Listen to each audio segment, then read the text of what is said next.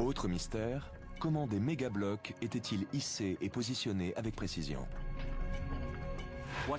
À notre époque, on constate que pour bâtir de grands édifices, on doit fabriquer du matériel lourd afin de pouvoir les construire.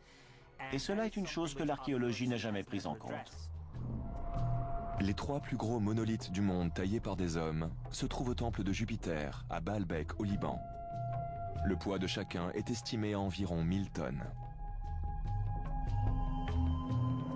Dans une carrière à proximité se trouve un bloc encore plus gros, appelé la pierre de la femme enceinte. Ce bloc géant rectangulaire pèse le poids incroyable de 1200 tonnes. Pour le déplacer aujourd'hui, il faudrait la puissance conjointe de 21 grues à forte capacité de levage. Je travaille dans le bâtiment. Si un certain projet est mis en chantier quelque part, en particulier dans une zone montagneuse, comment transporterions-nous tout ce matériel, ces grues et tout le tout-team?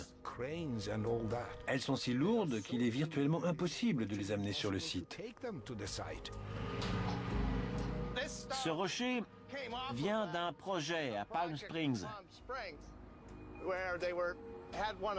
où ils disposaient d'une des plus grosses excavatrices qu'ils ont pu louer. Ils ont eu du mal à le charger dans le camion. Il pèse plus de 5 tonnes.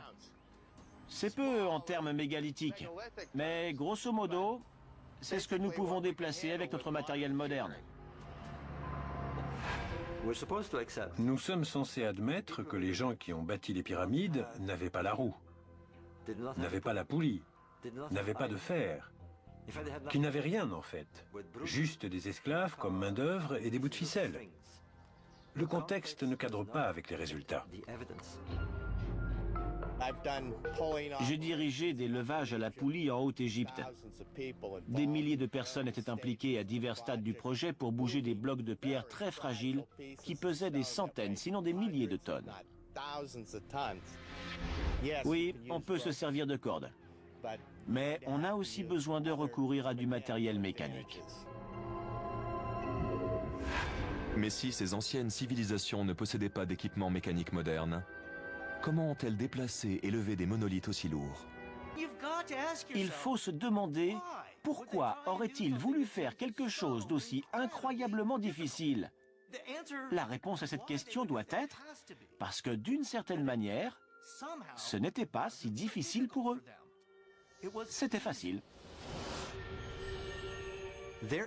Il existe une description très concise de la façon dont ces blocs massifs étaient transportés de la carrière au site de construction. Les maîtres d'œuvre étaient habilités à mettre une sorte de substance blanche, un peu comme du papier, sur les pierres, et ils écrivaient dessus. Et en gros, ils donnaient une poussée à la pierre, et elle se déplaçait de presque 2 mètres comme par magie. Non. Alors, était-ce la magie qui déplaçait ces blocs? Non. Une certaine technologie était à l'œuvre. C'est une partie de la solution.